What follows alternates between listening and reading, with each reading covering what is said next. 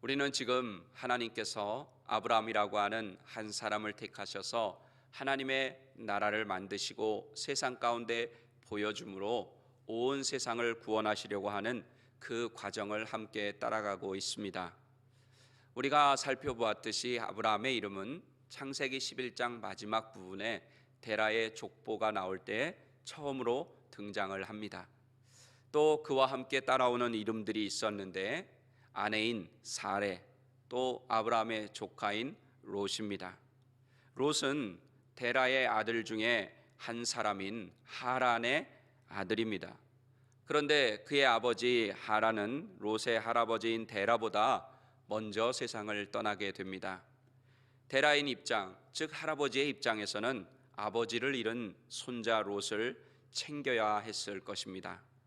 데라의 가족들은 가나안으로 가는 여정 중에 하란이라고 하는 지역에 머물게 되고, 그러다가 아브라함이 다시 하나님의 부르심을 받고 믿음과 순종으로 응답하여서 가나안 땅으로 갈 때에 조카 롯도 아브라함과 함께 갑니다.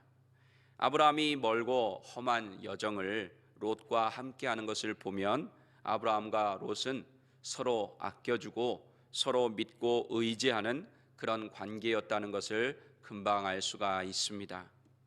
하지만 하나님께서 아브라함을 부르실 때 뭐라고 말씀하셨습니까? 내 고향과 친척과 아버지의 집을 떠나라고 말씀하셨습니다. 그럼에도 불구하고 아브라함이 누구를 떠나지 못했습니까? 친척인 롯을 떠나지 못했습니다. 롯을 데리고 나왔다는 것은 결국 롯 때문에 뭔가 사건이 일어날 것을 암시해 주고 있는 것입니다. 그 사건이 바로 오늘 일어납니다. 시작이 됩니다. 오늘 본문에 보면 이제 롯도 아브라함만 쫓아다니는 그런 조카가 아니라 자신의 재산을 소유하게 된 일개 가장이 된 것을 알 수가 있습니다. 오늘 본문 5절에서 6절 다시 한번 읽어보겠습니다. 아브라함의 일행 롯도 소와 장막이 있으므로 그 땅이 그들이 동거하기에 넉넉하지 못하였으니 이는 그들의 소유가 많아서 동거할 수 없었음이니라. 아멘. 아브라함 일행이 살게 된 베델과 아이 사이의 그 땅은 아브라함과 또 조카 롯의 모든 일행들, 식소들과 가축들이 머물기에는 너무나 작은 땅이었습니다. 이제는 두 사람 모두 큰 재산을 소유했기 때문에 그 가축들을 먹여 살리기에는 충분한 물과 풀이 부족했습니다. 결국에는 물과 풀을 둘러싸고 아브라함의 목자들 또 롯의 목자들이 서로 다투게 됩니다.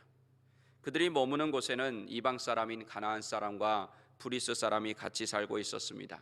그래서 아브라함은 가나안 원주민들이 보는 앞에서 조카 롯과 분쟁을 삼는 것은 하나님이 원하시는 일이 아니라는 것을 알게 되었습니다. 그리고 고대 사회는 치안이 연약한 사회였습니다. 그렇기 때문에 자기 친척과 서로 분쟁하면 이방 사람들이 틈을 보고 공격해 올 수도 있었습니다. 그래서 아브라함은 롯의 일행과 아름답게 헤어지기로 결정을 합니다. 사랑하고 아끼는 조카 롯이지만 헤어지는 것이 두 사람에게 다 유익하다는 것을 깨달았기에 서로 분쟁하지 않고 서로 사랑의 관계를 유지하는 방법이 그것이기 때문이었습니다. 여기서 아브라함과 롯의 선택의 기준이 분명하게 갈리는 것을 우리는 알게 됩니다. 저는 오늘 본문 말씀에 의지해서 선택의 기준이라는 제목으로 매일 순간 작고 큰 선택을 하며 살아가는 우리에게 주시는 두 가지 은혜를 나누고자 합니다. 첫 번째로 사명이 선택의 기준이 되어야 합니다. 뭐가 선택의 기준이 되어야 한다고요? 사명. 앞에서 말씀드린 대로 아브라함은 사랑하는 조카 롯과 분쟁하는 것을 원하지 않았습니다. 그래서 롯과 하나됨을 유지하면서 서로 좋은 관계로 남아있을 수 있는 그런 방법을 택합니다. 오늘 본문 8절에서 9절 다시 한번 읽어보겠습니다. 아브라함이 롯에게 이르되 우리는 한 친족이라 나나 너나 내 목자나 내 목자나 서로 다투게 하지 말자. 내 앞에 온 땅이 있지 아니하냐. 나를 떠나가라. 내가 좌하면 나는 우하고 내가 우하면 나는 좌하리라. 아멘. 아브라함은 롯을 불러다가 목자들 사이에 분쟁이 발생하지 않게 하자고 제안을 합니다. 그러면서 만일 내가 오른쪽을 택하면 나는 왼쪽을 택하고 네가 왼쪽을 택하면 나는 오른쪽을 택하겠다 하면서 롯에게 먼저 선택권을 줍니다.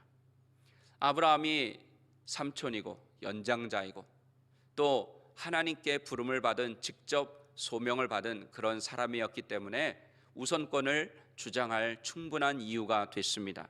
하지만 아브라함은 더 중요하고 본질적인 하나님의 나라를 세우고 또 세상을 구원하는 사명을 위해서, 분쟁하지 않기 위해서, 아름답게 헤어지기 위해서 모든 것을 조카 롯에게 양보합니다. 이방인들 앞에서 하나님의 부르심을 받은 하나님의 백성들의 삶을 보여줘야 했기 때문입니다. 이렇게 아브라함은 하나님의 말씀을 통해 받은 사명을 선택의 기준으로 삼았습니다. 그런데 이 기준은 아브라함이 세운 것이 아니라 이미 아버지 되신 하나님께서 세운 선택의 기준이었습니다. 그리고 그분의 아들이신 예수님도 이 기준을 가지고 사역하셨습니다. 하나님과 예수님은 온 인류를 구원하시고자 하는 사명을 선택의 기준으로 삼으신 분들입니다. 아버지 하나님의 입장에서는 구원의 사명이 기준이 되어서 또 아들을 이 땅에 보내주시는 선택을 하시게 됩니다.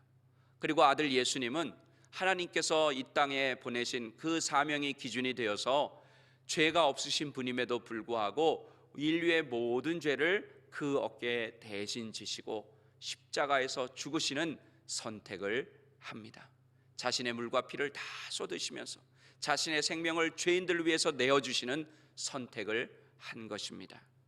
이렇게 사명을 기준으로 선택을 하니까 어떤 역사가 일어납니까? 온 세상이 살아나는 생명의 역사가 일어난 것입니다. 멀리까지 갈 필요도 없습니다. 여러분과 제가 그 선택의 혜택을 입은 그런 은혜 받은 사람들 아닙니까? 예수님이 자신의 모든 것을 내어주는 사명을 기준으로 선택했기 때문에 우리는 그분의 생명으로 생명을 내어주시고 보혈의 공로로 말미암아 지금 이 자리에 구원받은 하나님의 백성으로 나와 있는 줄로 믿습니다. 여러분도 살아가시면서 많은 선택의 순간이 있었을 것이고 또 앞으로도 있을 것입니다.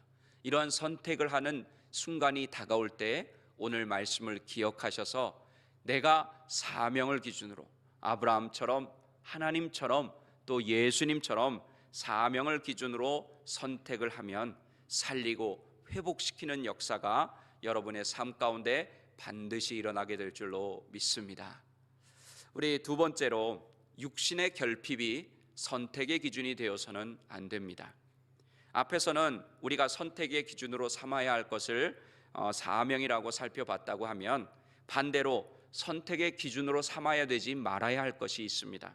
그것은 바로 육신적인 결핍입니다. 사실 아브라함과 롯의 일행은 바로 이 육신적인 결핍의 상태에 놓여 있었습니다.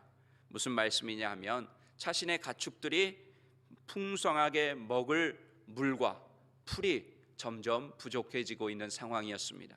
그래서 목자들끼리 서로 싸우는 상황이었습니다.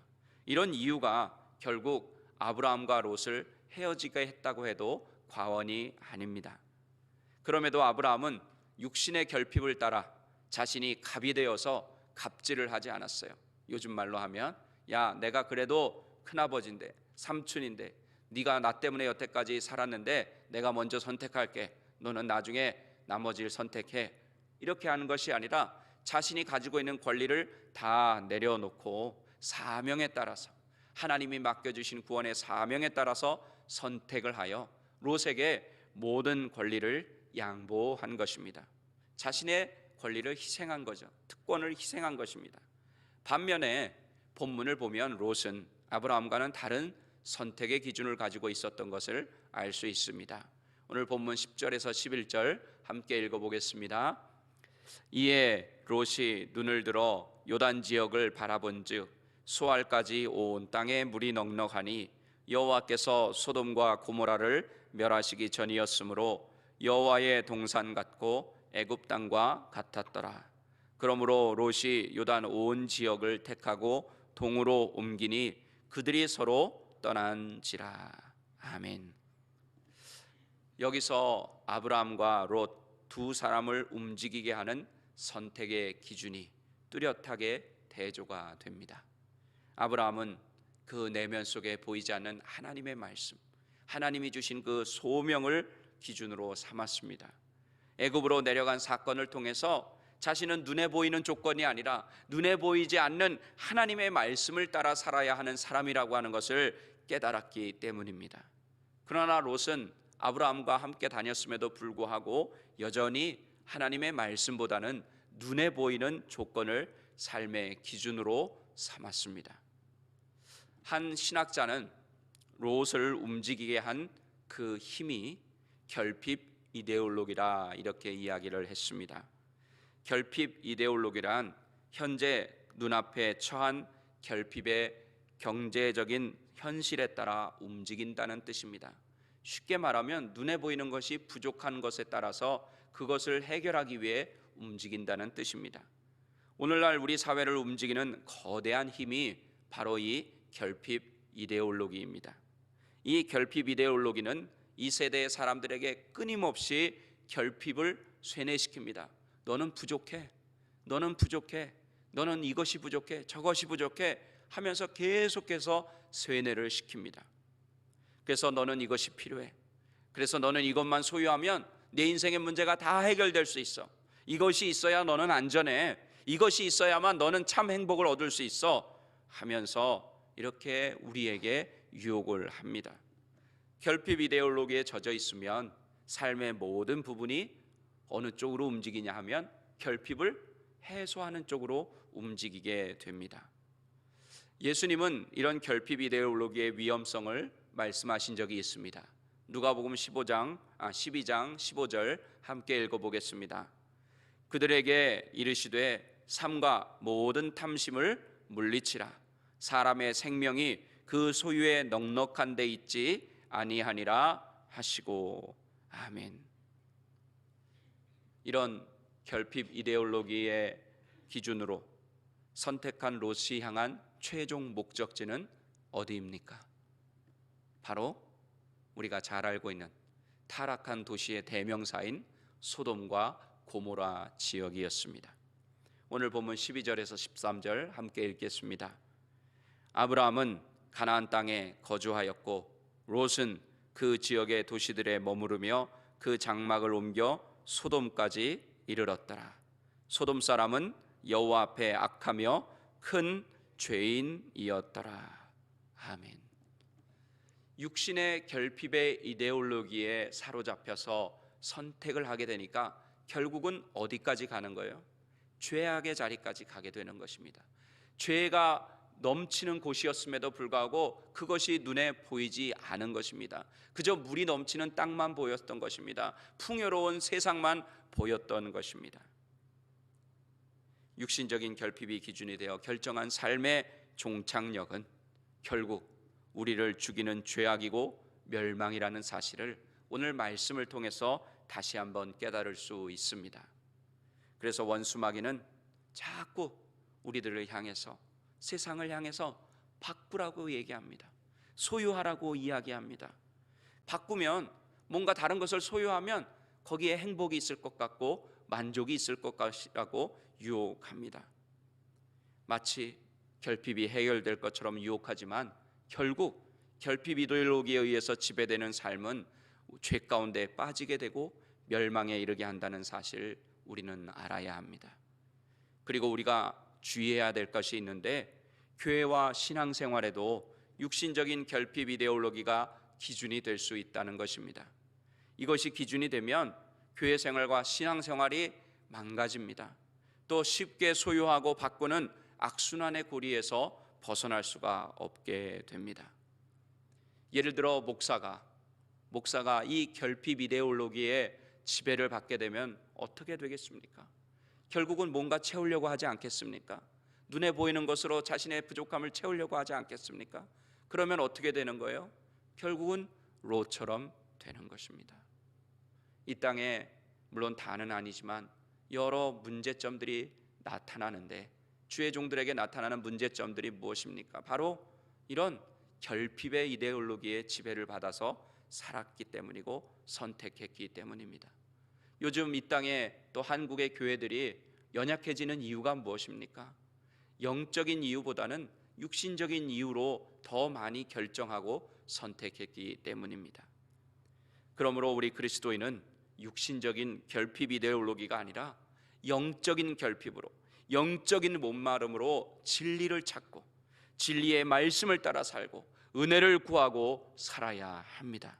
그럴 때 거기에 참된 풍성함이 있고 생명이 있고 참된 만족과 행복이 있고 그곳에서 천국의 삶을 누리게 될 줄 믿습니다.